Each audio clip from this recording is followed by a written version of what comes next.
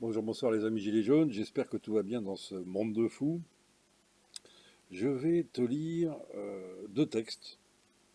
Le premier de ma main sur la thématique collabo ou résistant et le second en écriture collective des constituants du 91 destinés sur la même thématique dans un sens au corps constitué.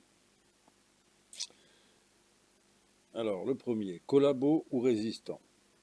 Souvenons-nous du prix du sang versé et payé cash par les Gilets jaunes pendant 16 mois. Souvenons-nous des morts sur les ronds-points. Souvenons-nous des mutilés, des blessés, des gazés, des matraqués, des humiliés en garde à vue et des prisonniers toujours incarcérés. Plus de 400 000 amendes pour interdiction de manifester. Que réclamait-il? De quoi nous alertait-il avec cette urgence qui nécessite le sacrifice?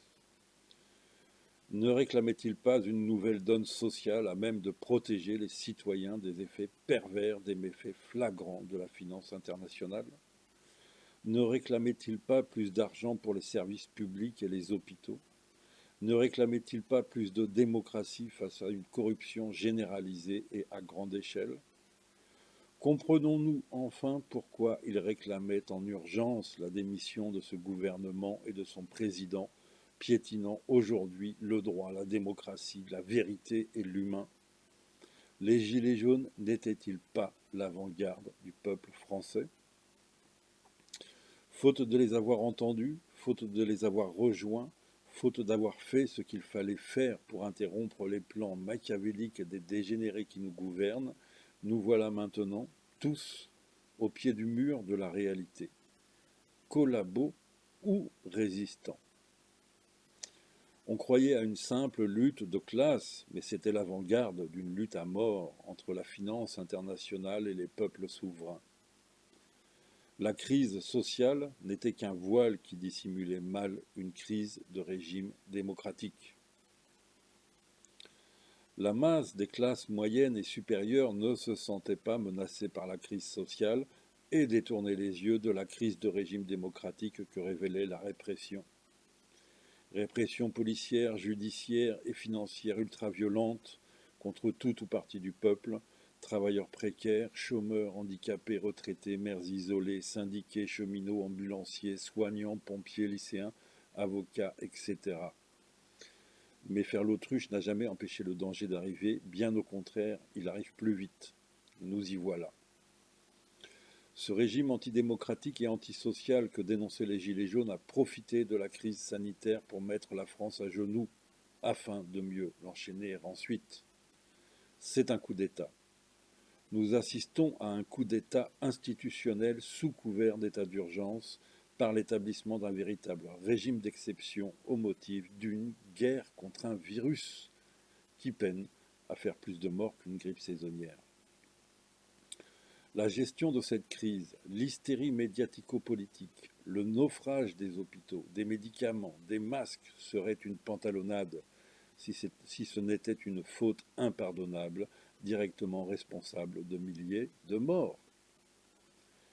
Le confinement entraîne également des milliers de morts isolés chez eux et sans soins, et rien de moins que la destruction du tissu économique et social du pays. C'est une tragédie historique, une catastrophe morale, politique, économique et sociale dont les effets cruels et dévastateurs ne toucheront pas que les Gilets jaunes, mais tous les citoyens, sans exception. Profitant du confinement, ce régime met en place une dictature sanitaire et numérique à laquelle tout le monde devra se plier de gré ou de force, les classes supérieures comme les autres. Ceux qui se moquaient des Gilets jaunes peuvent être atteints du coronavirus comme les autres, même les classes supérieures. Ils ont peur pour leur vie et celle de leurs proches comme les autres. D'autre part, ils subissent le confinement et la répression sanitaire du nouveau régime comme les autres. Ils subiront le traquage comme les autres. Ils devront se vacciner comme les autres, leurs enfants comme les autres. Enfin, l'effondrement de pans entiers du tissu économique et social va en ruiner et jeter plus d'un à la rue.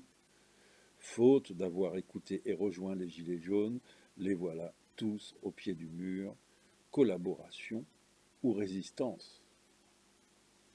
Face à ce nouveau régime qui se torche avec l'humain autant qu'avec la France, il va falloir que chaque Français se détermine et prenne position. Quelle que soit sa condition sociale, sa religion, son âge, son origine ou ses affinités politiciennes ou syndicales, de tout cela on s'en moque, l'histoire ne retiendra que deux choses, collabo ou résistant. Au nom de nos ancêtres, dont les résistants du Conseil national de la résistance à qui l'on doit l'honneur et la sécurité sociale, pour nous-mêmes ne pas vivre comme des bœufs qu'on mène à l'abattoir, et pour les générations futures devant lesquelles nous avons des devoirs face à l'histoire de France, collabo ou résistant. Pour celui qui choisit la résistance, qu'il agisse en secret ou en public selon ses capacités. Dans l'ombre ou en plein jour, il y a 1000 moyens de résister. Rassemblons-nous pour faire chuter un ennemi commun. Plus qu'un gouvernement, c'est un régime, un système que nous devons briser comme on le fait des os d'un dictateur déchu. Nous le remplacerons aisément par une nouvelle constitution dont chaque article sera soumis à référendum pour trouver un nouveau consensus national autour de la notion impérieuse de bien commun. Quant à ceux qui choisiront la collaboration, qu'ils retournent à leur livre d'histoire et redoutent l'inéluctable triomphe du peuple français. Ils devront fuir le pays pour éviter les représailles d'une justice populaire. On ne lâche rien, force et honneur, nous triompherons. Voilà, ça c'est le premier texte que m'a inspiré cette thématique collaboration ou résistance. Et là je vais te lire donc celui des constituants qui, eux, font la démarche de l'adresser, ils vont faire la démarche de l'adresser au corps constitué. Appel des Gilets jaunes au corps constitué pour un retour à la vie normale, à la souveraineté de la nation et à un pouvoir politique légitime. Le régime a montré son incapacité à assumer ses obligations, en premier lieu desquelles notre protection sanitaire individuelle et collective, l'exercice de nos libertés fondamentales et la garantie de l'état de droit. Il existe un traitement du Covid-19. Mettons fin au négationnisme présidentiel. Le confinement est inutile et criminel. Il détruit l'économie, produit du chômage et des faillites, de la répression et des violences, et il met donc en danger la santé publique. Le confinement sert désormais à imposer une dictature sous un prétexte sanitaire. La crise du Covid-19 a prouvé l'illégitimité du régime actuel et de par là même du gouvernement d'Édouard Philippe et d'Emmanuel Macron par leur incapacité à assumer leurs obligations de protéger la population. Le temps est venu de fédérer toutes les énergies, toutes les volontés et tous les courages pour faire triompher le peuple souverain et pour replacer le service du bien commun au centre de la politique. Le temps est venu de construire une vie digne et juste pour de nouveaux jours heureux.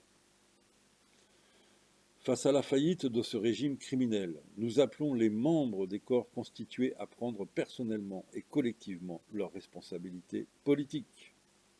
Nous les appelons à faire aboutir le combat du peuple souverain par la mise en place d'un pouvoir légitime, professionnels de la santé, personnel des armées, gendarmes, douaniers et tous les membres de la fonction publique qui ont le bien commun à cœur.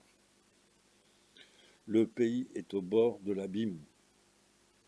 Pour le peuple, pour la France, pour nos enfants, nous vous donnons mandat et nous vous enjoignons de reprendre le pouvoir des mains criminelles de ceux qui l'ont usurpé. Parce que notre combat est juste, nous vaincrons les Gilets jaunes. Voilà, tu vois que ça continue de bosser pendant le confinement chez les Gilets jaunes. Là, ils ont fait, c'est très bien leur initiative, si tu veux, d'adresser une lettre au corps constitué qui marque un jalon, si tu veux. Ensuite, voilà, maintenant, ceux qui le liront, évidemment, quoi. Et c'est pour ça qu'il faut chercher à le diffuser. Et ils vont le diffuser, là. Ils sont en train de le diffuser, y compris sur Internet. Il faut le diffuser pour que cette lettre arrive aux oreilles d'un maximum de fonctionnaires et hauts fonctionnaires. Et de ce fait, au moment de la victoire, voilà, hein, on pourra leur dire, écoutez, vous avez été appelés, vous avez été prévenus, hein, et on recommencera. Il y aura plusieurs appels comme ça.